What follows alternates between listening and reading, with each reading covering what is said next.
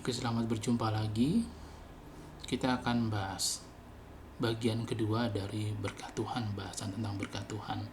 Sekali lagi disclaimer bahwa berkat Tuhan ini tidak mengacu pada satu agama tertentu, tapi lebih pada pemahaman spiritual secara umum aja.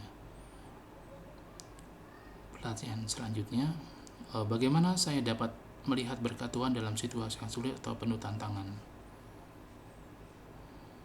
Itu agak sulit juga sih ya. Kita harus bertumbuh untuk bisa melihat bahwa Tuhan itu begitu baik sama kita. Kehidupan ya, mungkin lebih mudah, kehidupan begitu baik sama kita.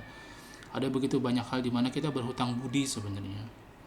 Ada begitu banyak hal di mana kita penuh dengan keberuntungan. Kita masih hidup sampai sekarang. Kita melihat warna nih, seperti saya melihat warna dalam video ini. Lukisan di belakang saya, globe itu, baju saya itu luar biasa. Dan ada banyak rahmat, energi itu kalau lebih dalam lagi ya. Jadi melihat berkat Tuhan adalah melihat seluruh kehidupan sebagai suatu berkat. Tidak semua sekali lagi harus berpikir seperti itu. Tapi kalau kita mau pakai cara pendekatan agama atau apa juga nggak apa-apa sih melihat. Dan harusnya bisa ya, kelihatan itu. Harusnya kelihatan. Apakah saya berbagi berkat Tuhan dengan orang lain secara tulus dan tanpa pamrih? Itu tergantung orangnya sih.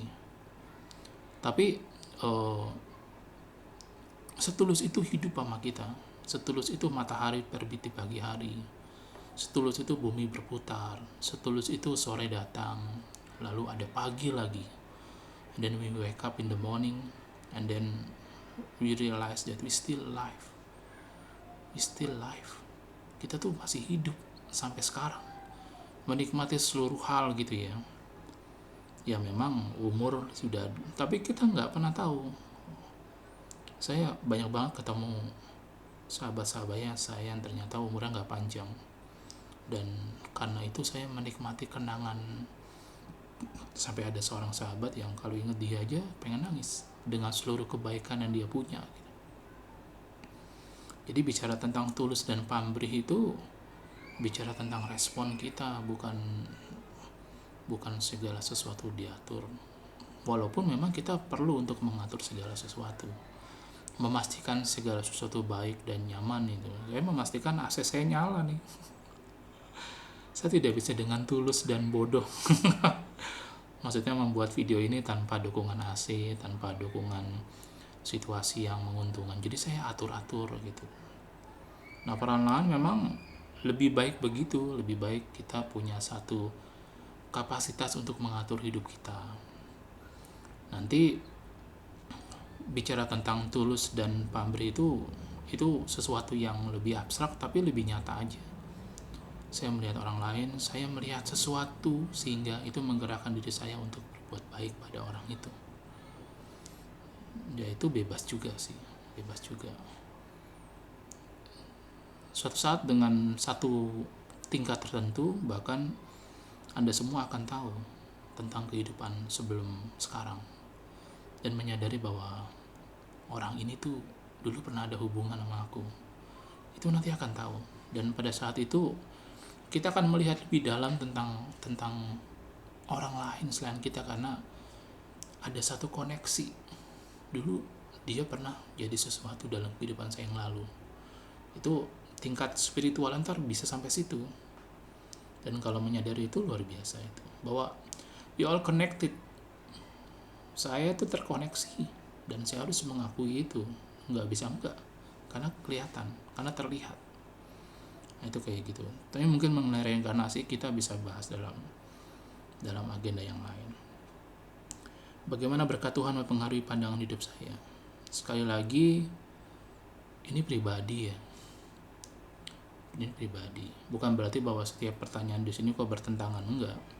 Pertanyaan itu pertanyaan. Ini yang membuat video ini menjadi flowing karena ada pertanyaannya, seperti pagar. Jadi saya nggak ngomong ngaco. Nggak, maksudnya ngomong terlalu luas gitu.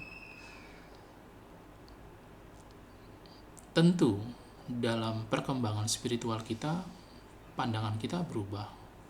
Berubah itu lebih dalam. Atau lebih jelek juga nggak apa-apa. karena kita melihat dari sisi yang lain. Apakah itu baik apa enggak itu relatif nanti, tapi ada baik dan lebih baik, ada begitu. Dan lebih mudah sebenarnya belajar dari kata itu sih, baik dan lebih baik, daripada baik dan buruk. Apa yang saya pelajari dari berkat Tuhan yang saya terima selama ini, wah, luar biasa ya. Menyadari bahwa Tuhan itu baik. Saya banyak bertemu dengan orang-orang baik, mungkin karena saya baik ya. Enggak deh, energi kebaikan itu kan menarik energi kebaikan lain, itu kayak gitu. Tapi sebenarnya enggak melulu soal begitu sih. Kehidupan ini memberikan dua karunia. Karunia pertama adalah kita bisa belajar sebutuh yang kita mau, dan kita selalu dimaklumi dengan tingkat spiritual kita. Jadi kita belajar sebutuh yang kita mau dan kita dimaklumi. Kalau nggak bisa nggak apa-apa, nggak ada satu keharusan. Nggak ada satu keharusan. Semua terserah kita. Apakah kita ingin menjadi seorang pribadi yang lebih baik atau tidak, itu terserah kita. Apakah kita memanfaatkan hidup kita atau menyia-nyiakan hidup kita, itu terserah kita. Tapi nanti pasti ada satu fase di mana kita ingin jadi pribadi yang lebih baik. Dalam kehidupan ini, di alam astral, di reinkarnasi, atau di mana gitu. Sebenarnya cukup membahagiakan ketika kita tahu bahwa kita menjalani hidup kita. Saya menjalani hidup saya, Anda semua menjalani hidup Anda.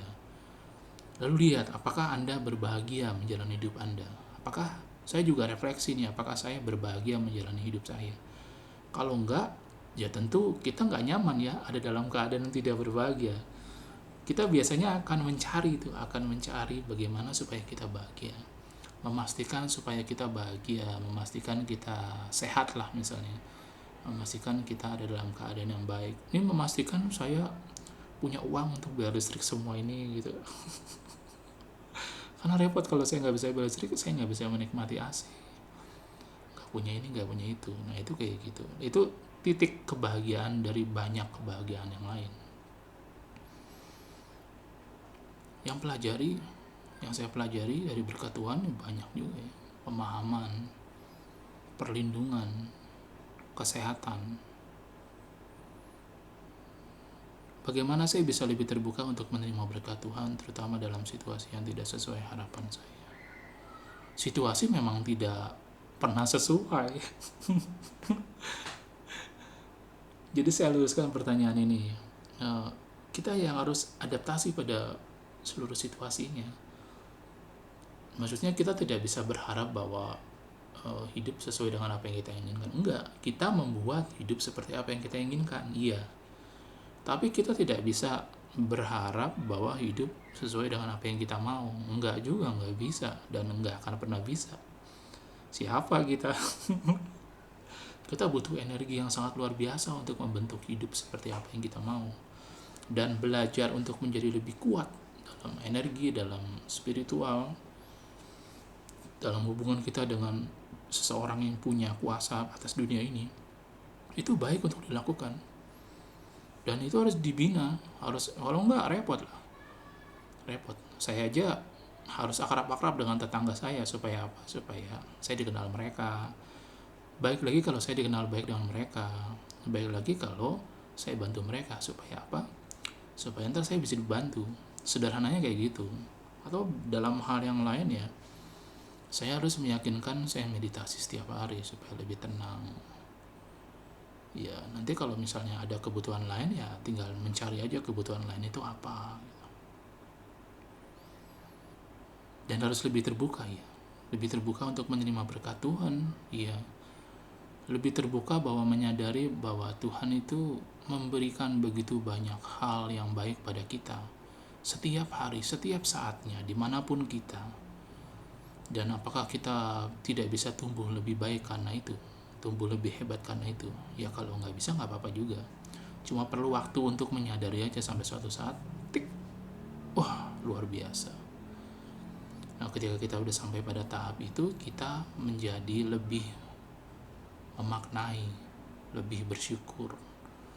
Tapi jika lo nggak bisa pun, sekali lagi nggak apa-apa. nggak apa-apa, santai aja, jalani aja hidup kita, bahagia aja dengan diri kita, dan yakinkan kita bahagia. Oke, terima kasih. Nanti kita lanjutkan sesi ketiga.